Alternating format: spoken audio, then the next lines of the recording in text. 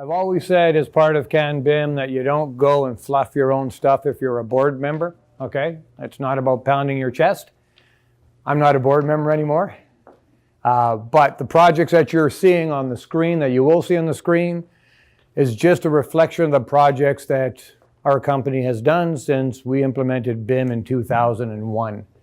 L360 Architecture, we're a full-service firm, blah, blah, blah. The only thing different between us and anyone else, I'll make the mic drop statement, is we have been using Revit since 2001, 100% in our office. 100% in our office. We offer services that you see. Go to our website, that's there. Why I'm here. 2001, somebody gave me a magazine, Architectural Record. There was a startup company called Revit Technologies. Still don't understand Revit. Revise it, it's supposed to be, apparently. Made a couple of phone calls after a couple of trips from their executive up to London and me down to Waltham, Massachusetts. They asked me to come down and take a 60-hour training course, certified course, in which I did, and ended up becoming the only person in the world, I believe, to receive a Revit certified professional or solutions professional. That was 2 months before Autodesk bought them out. That's why nobody else got this from Revit Technologies. Was involved in some really cool stuff. Just going to whiz through this a little bit, but this was really cool because this was an event held in Manchester, New Hampshire, where Revit was now going to tell their internal forces, 72 blue shirts in the room, that they did what nobody thought they would do, and that was to buy Revit Technologies.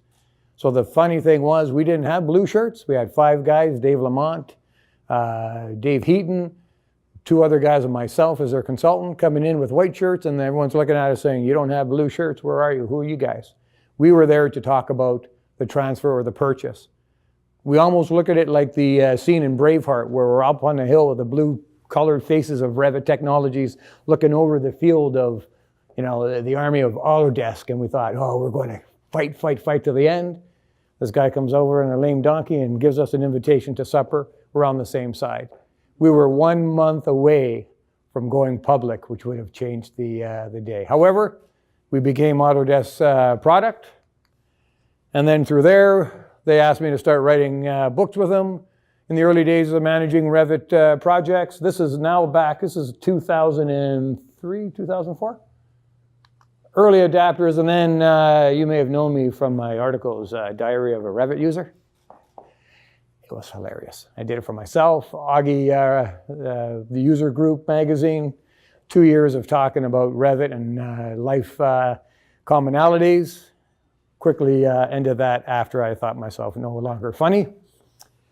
Went around North America. 90% of my business was with Autodesk in the United States. What it allowed me to do was go into offices that I would otherwise get the door shut in my face if I said, hi, I'm Paul Loreto, I'm an architect from London, Ontario. As the 5th Beatle, I'm going to date myself, Billy Preston, great piano player. I got to hang out with the band, but never got the royalties. They got me in the door. I got to de-engineer and deconstruct the whole concerns of these major corporations. It's a problem that they have. They want to get into this new technology. They have haters amongst them that are going to turn everything wrong. In our office, Jeremy McMartin was one of our first hires in our office. My motto is, you know what, you can make anything not work if that is your focus to do that. That's a sad focus. Be afraid, be exposed, get out there and show that you're not afraid to fail. Fail, wow, what a cool idea, right? So all around North America, I got to take a little bit of pieces from here and there, smorgasbord, and create my company. In 2008, some guy called me, what are you doing? Nothing, you want to go for a beer? Sure, let's go for a beer. We started talking. We think we should start something in Canada about BIM. All right, cool, what do you want to call it? Well, we're in Canada, and it's BIM. You know, could be a council. Hey, why don't you call it the Canada BIM Council? So we did. With that, we ended up bringing in, that was Derek Smith, was the guy who called me. We brought in Alan Partridge from Alberta, Group 2 Architects, and Tom Strong from Ellis Don. Tom and I were working on a project that you'll see here soon enough. So I ended up hunting down here this morning the actual mission statement from our 2009 January-ish on the right. And why wouldn't I be certified as a professional? That would just, it took me 5 times to get there, but hey. So technology change. Everybody here has gone through it. A lot of older people here have seen it. We're now that mechanic that has to now use that computer crap where a bolt was a bolt, you just take a screw and you just lug at it and that's it. We can get it done. Now we have to do this analysis of, whatever, right? Never get it done, never get it fixed. Some of us are afraid. Some of us like fooling around with new technology. It's fun if you let it be fun. It doesn't tell you how stupid you are. It just tells you that you need to try a little harder sometimes and get it the 3rd or 4th time, right? Taking a slice out of something old and making it new, right? Technology. This is a pretty cool slide I saw last night. It just shows where everything is coming into play. The BlackBerry, 2007. The iPhone, that was it 2007? The Apple iPhone, the BlackBerry, where is it? It's up there. 2003. This played major ways in the development of our company. So, from here, these are the projects. I quit a company in 2001. I had Revit brought into that company. Truth is, they kicked me out of the company because I brought in Revit and I jammed their printer because we didn't have a Windows driver. That printer was like $12,000 back then. It can do skates. So anyways, I thought, you know what? Okay, fine. I'll leave. I'll start learning Revit.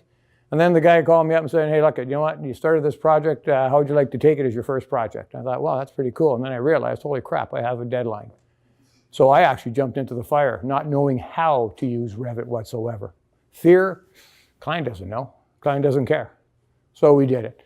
This project was really cool because, back in the days we had fax machines. Cell phones were big. The stylus first came out. I bought this cool phone that I flipped and had a stylus. I had to keep buying new styluses. Emails just started working out. JPEG images could be used now as attachments. And this was actually the first structural engineering job that Van Boxmeer Stranges, Brad Stott up there, the guy who's saying, don't point to me, please, damn it, let me be. Their company worked on that. And this was the first integration of an AutoCAD DWG file into a Revit model. You can't do that. It never works, they say. All right, there it is, right? Went without a hitch. Beautiful little picture. Again, keep in mind, this is me not knowing how to use Revit. Jeremy, you'd like this one. All the vertical slatting, okay, or slots. Revit is, you change something one way, it changes everywhere. Well, I didn't tie down those slots to the model, and I had to shift everything over. And the guy said to me, well, why would you do it that way? Why don't you use model lines? Remember that? And I'm like, okay, look up model lines. What does that mean, right? Then we get into the first BIM project, second BIM project, I guess, in London. They happened back to back. Century 21 downtown, you see it going by York, commercial, residential. Cell phones now had cameras. They can give minimal pictures. So I could take a picture and send it to my house if somebody wasn't on the phone and the phone wasn't blocking the internet from happening, right?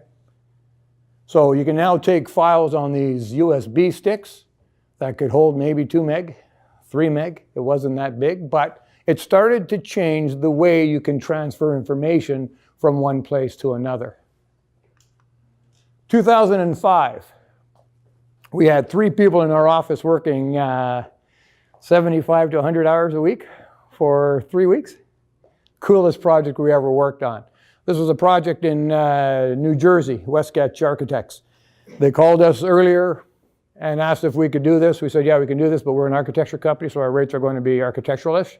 They went away for 8 months, came back and said, well, we had an offshore experience. Can you really help us? And I said, I put everybody in our office on it. We only had you, myself, and Julie, right? It was a cool project, but what the cool thing was, they actually thought we would be offshore time. The guy was in New Jersey, asked us what time it was in London, and I said, what time is it there? 4 o'clock. Well, it's 4:01. So that gentleman, for time shifting, which was now starting to happen because of the internet, he ended up having to come in at 11 o'clock at night and do the offshore time work through the night, pass us the model through FTP sites, which are now starting to become very popular too. So now we're taking the model and passing it back and forth.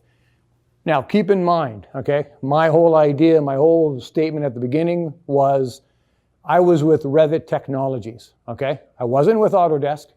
I was one of the Revit, musketeers, Reviteers, I guess, right? I hate those words. I understood exactly what they were hoping it would become. You don't pass the model to anybody. You don't disconnect the model from anybody. That's the live model. You hold it, you love it, you hug it, you get the supercomputer that you could all work on. Now, what does that mean financially? Okay, well, and what they did to us, they just passed the model to us. We used it, passed the model back and forth for about a good month and a half, 2 months. Again, Brigham Young University, I got to speak at Autodesk University on the first 7 years that Revit was there, and then I started tapering off when they started making me have to pay to come and speak in their venue. That's how billionaire companies become billionaires. So one of the gentlemen was the head of facilities at Brigham Young. He started sending attachments to us. The PDF started to come alive in 2003. So now we can freeze an image, data, and send it back. Back in 2004, were you with us when we went to that research lab? When they were just starting the 3D PDFs? That was a pretty cool thing. So we're now, again, technology, digitization, changing the process. The word process, I've used it twice. I think that's the second time I've heard the word tonight. BIM, to me, is a process change. It's not a technology change. A technology is changing it from the pencil to computers. The process of BIM is what's totally changing the world of how we do things, right? Getting people around the table at the same time, at the right time. You heard Mike McLean, it's too bad he wasn't here, to hear this. Our fees, forget about fees, but they're actually, the Utah government, University of Brigham Young, has the fees at 35% after pre-design and design development. Not 12 and 12 and a half and 12 and a half. All the work is done front-loaded because that's what happens here. So they called us, started using, again, the attachments to pass back information. They wanted us to do construction sequencing for this building, which is a pretty large building. It's a pretty cool project. We're touching all around the United States. Then in 2008 and 2009, something came out. These 4 products. Navisworks was actually, I think, a little bit ahead of the time. Structural came out, and mechanical. Then came out the excuses that it's not quite there yet. It's not quite there yet. No, we're not using it because it's not quite there yet. Okay, understand the first iteration of it. 3-4 years later, what's not there yet? So we had a lot of challenges with our consultants because, it's a financial investment too. Let's not fool ourselves, right? The whole concern, and universities and colleges, when we first talked, it's bums in the seat. We need bums in the seat, and that's the reality. Education is based on funding, and funding has to have something to get you there. The model worked, right? It's getting us there. Fanshawe had a very, very strong reputation. We have a bunch of Fanshawe College grads in our office. But what happens is, then you get a little bit handcuffed because you're trying to show a new cake that's going to get other people to come to your bakery, right? So you can sell it. Now, with this, we thought, okay, there's a challenge here. There's a fear factor, there's an economical factor. People are a little bit afraid to step back in their production and the quality of their work because now people are going to talk about them. Okay, well, one thing happened with us when we got this job. Is Tom around? Tom Strong, where are you? Oh, he's out there talking. It's okay, Jerry, don't worry about it. We were hired by Ellis Don to do what I call their very first full BIM integrated project. Tom had just worked on the art gallery, I believe, and I don't know to what extent he worked on it, so if that was the first one, then I wasn't told. But this Woodstock Hospital, we modeled everything in our office of L360 architecture that was a ½ an inch or more. Took us 3 years. Tom? How are you doing? Good. I made a statement that this was the first fully virtual construction project for you guys. Your art gallery, was that similar to this, or was it? Similar, but not with Reddit. Okay, perfect. Then we classify that as Revit, okay? This was a cool thing, lasted 3 years. Now, this project on the left is what you see now all the time, right? That was, it's old hat. Well, for us, this was brand new hat, and for the industry, it was brand new hat, and the funny thing was architects were doing it. The hell architects know anything about ductwork? Well, okay, great. We'll learn it. But it all started with this project on the right. That project on the right, you saw the beautiful model of your coordination, okay, so it's very similar to the one that we have in the middle. Alfonso Balasone from Ellis Don, the head guy there now, I guess, called us up. Actually, I think I called him up. And then he thought, wow, you guys are actually in London. He wanted us to build models, just massing models, so that they could use it in the NRC lab to put their goggles on and walk around, okay? Nothing more, nothing less. We had nothing to do with this project in Sarnia. But he gave us the drawings. We started working as we work. The drawings in color and cool started ending up in the site room tables.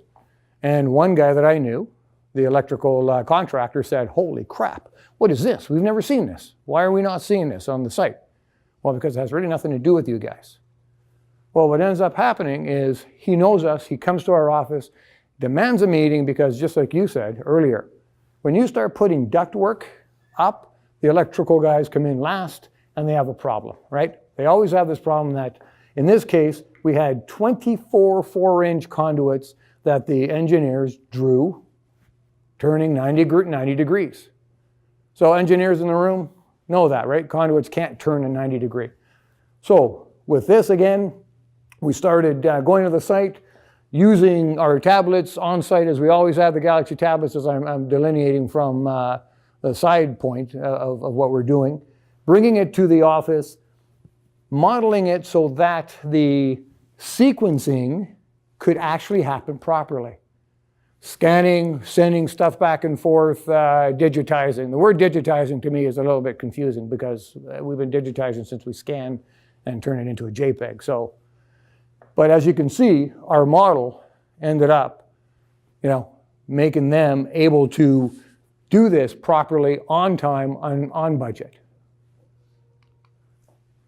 Long distance coordination. Again, I heard today Ellis Don is using tablets on site. I think you guys have been using tablets on site for a long time, right? It's not like just yesterday you bought a tablet and you're sharing it between the whole corporation. This isn't our staff. It's a guy that posed for a picture that's on the internet. But what ends up happening in 2010, 2011, smart boards become very, very integral in communicating. With our company, we have a thing called the L360 architecture process. And what it is it's our customization of the integrated project delivery process. Going back to this slide and touching back to the consultants that are having a hard time, adjusting and adapting for their own, legitimate reasons, right? We felt, if we're doing this for Ellis Don, why are we not doing this for our own projects? So from that point on, we took all of our consultants' work, keeping in mind, I won't share a model because I don't trust it. I know, a little too much, right? And it's just my personal thing. Other architects will say, we give it all the time like a DXF file. It's just not in my heart. So we'll take their work. We'll build the models ourselves of all the critical areas that we know on site with the contractor will say to us, oh yeah, you know what, you screwed up. You're going to do this, we're going to charge you more money, unfortunately, because of our errors, right? So we started doing all of the digitization of our consultants' work in our office. Now I'm showing you this. This is a Chevrolet dealership of a friend of ours up in Timmins. This little note, any 3D illustration are for reference only. All construction documentation supersedes the illustrations provided. And any discrepancy, yada, yada, yada. I went to the site. This was a 42 by 36 inch sheet. And it was pinned on the walls, and the mechanical guys were using that where the drawings were on the ground. The mechanical drawings. So I thought, oh wait, hold on now. We got to put that disclaimer in there, because if our model's wrong, which we shouldn't be. So that's how the trades are now starting to use models. They actually can visualize it. Beware the guy that says, or the person that says, oh, I'm a visualize. I can see things in 3D. You wouldn't have to teach him how to see, or her how to see. So this project went on for a good, maybe I think just a little over a year through winter months. The integration of GoToMeetings and Skype, part of technology.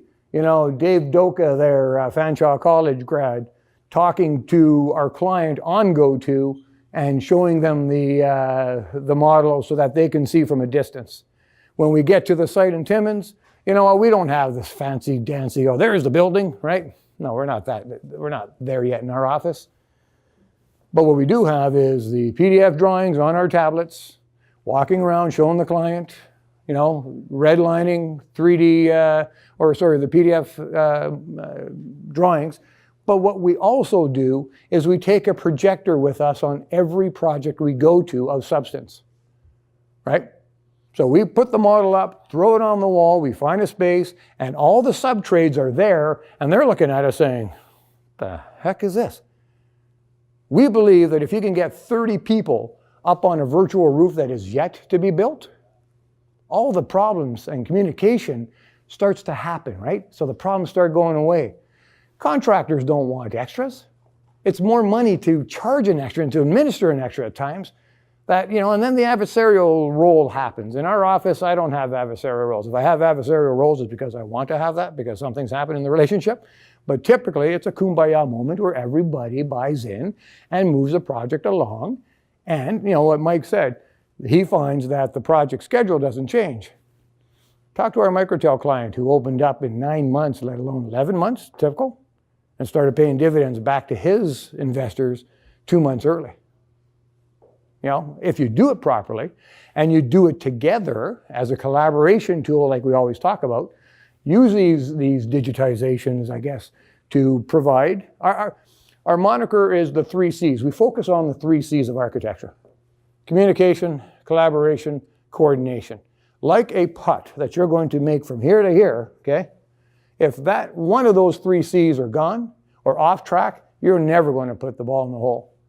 Somebody said, oh, so you provide crystal clear communication. And I thought, wow, that's really cool. Hashtag crystal clear communication. That's what BIM is supposed to do for you. Crystal clear communication. Get rid of all of the questions or ask them up front. Be proactive. We sell proactivity and resolution before it gets in the hands of the general contractors, right?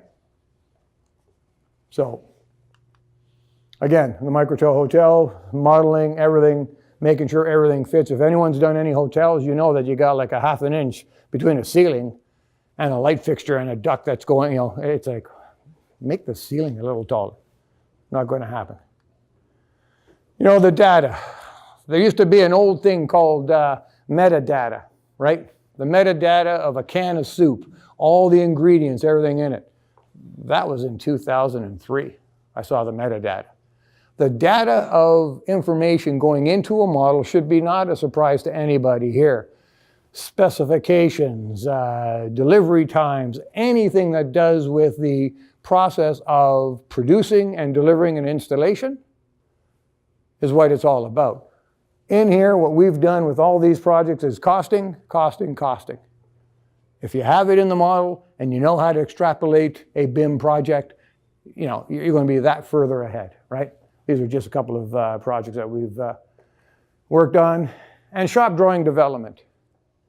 Shop drawing development. An architect is doing shop drawing development? Why? Because we can. We're getting manufacturers who know who we are calling us to do their BIM shop drawings. Shop drawings are now done in Revit, shared with the architect, and the architect is putting it in place, and all the information is in the model. You know, I've always maintained that all of our millwork should be, you know, easily transferred. If we had a flatline command, put through the CNC machines. We would never do that because we like that gray area of massage, right? The shop drawing still allows us to say, oh, no, sorry, that's not what we meant. They figured it out. You know, change, resubmit. So, I mean, this is the next step. This is actually going into fabrication, right? They'll use it on their end, extrapolate it into whatever CNC machines they need to do, and they got the equipment. You know, where will this end up? You know, we see TVs, you know, see TV shows and movies where they're just doing whatever they need to do to a model. We see people in these pictures of visualizing the insides. You know, commercial real estate downtown Toronto are using these now to walk into a virtual room that's not there. And what do you want? Do you want, you know, that cabinetry? Do you want that height? You know, not so much that height because, you know, ceilings are ceilings. But this is where digitization is actually happening, right? Provides real-world experience of space under development, allowing for refinement to occur much sooner than ever before. It's all about getting it right the first time, right? That doesn't cost money. I think, again, Alfonso Balason said in front of I.O., you know, we are serious about this Woodstock Hospital, such to the point that we are going to virtually construct it first to make it fail, to proactively find all the problems and solve them before it ever gets on the hands of our sub-trades or trades. Now, that's a cool statement. Trades are having a difficult time. Let's not fool ourselves. You know, I mean, bricklayers will look at a BIM model and say, what? I got a tablet, but I got mortar all over it and I can't see the damn thing. Should have got scratch protection, right? So there is still some lag in the industry. What I still haven't seen, you know, let's go back. What I still haven't seen, and Revit had it, they had a model where they transitioned the design model to the construction model, where they then took the construction model and gave it to the facilities management. Now that might happen in a P3 project because it's totally controlled by one entity, right? There's no fighting about, hey, this is my intellectual property. Hey, you idiot, just give me the model, right? With us, we try to enter into a shared arrangement with our clients. But try to educate the clients, because the minute you start talking about something that they may not understand, it goes back to that scene in Philadelphia with Denzel Washington and Tom Hanks, where he always says, speak to me like I'm a 5-year-old child. There's a disconnect to what you're saying and what I'm hearing, so please, speak to me like I'm a 5-year-old child. I have done that so many times with my client. You know, now it would probably work if I didn't have a soother in my mouth, but, okay. You know, sometimes you have to explain it a little gentler to somebody that you're so anxious to teach, because you don't want to be foghorn and leghorn and say, come on, Jerry, don't get this, it's a good, fantastic, great thing. And he's like, oh man, you're a freak. I'm going to someone else who is like 6 times more expensive, right? 3D, where's it going next? Mike talked about the house in Denmark, Copenhagen. These are 3 buildings that are 3D models, 3D printing, right? Like, where are we going in society? Now, I was going to pick a bunch of images of people. I went to that Madame Tussauds wax museum, and that's freaky, man. When you can't tell reality versus, you know, poke somebody and then you realize that, oh, sorry, ma'am, enjoy the tour. To infinity and beyond. So, Google Earth and SketchUp. Yes, L360 actually used SketchUp. You know, I was an Autodesk lover because, you know, I want to keep it into the Revit format. Oops, sorry. This is a development we're doing in Southern Ontario. We had a public hearing with the neighbors last Thursday night. They hated everything. Slum, they called it. Okay, cool. But it allowed them to take the image, put it into the context. Some of them say, wow, is that the view I'm going to get from the penthouse floor? Yeah, how much are you selling these for? I wish I was. It's him over there, damn him, right? So getting the information, using what's available to us, you know, as Jerry's looking at me, digitizing, I guess, the process, providing clarity is all that we could ask for from your consultants. And it really has to go from the start all the way to the end, right? Consultants can use as a smoke and mirrors thing. Yeah, we use it because, you know, look at that. Oh, it's cool. If they are not developing, and I think Mike just said it earlier, we actually have a project that's going to be developed, you know, using the model all the way through construction. And I'm sitting there thinking, that's what it's supposed to be, right? If you understand BIM technology, if you understand what's in front of you, the world of construction would be what we're experiencing, a pretty cool place. It's always fun to have a first-time contractor with us because they look at you and you ask them, what do you think? They look at you thinking, are you trying to set me up for failure, buddy? But as the relationship develops, they realize that their voice is important. At L360 architecture, it's a circular round table process. Everybody is involved. Brad, you've been involved with us for umpteen years. You guys are now, jumping ahead of the structural engineers in town because you actually committed. I don't know who told Rick something that I've been telling him for 14 years, but somebody did it. And that's what happens. Somebody says something that initiates it, and those later adapters, which really is the market today, right? There's some really early adapters, but getting it into the process is difficult. Don't be afraid to fail. If you look at anybody's success, they have failed more times than the public ever wants you to know.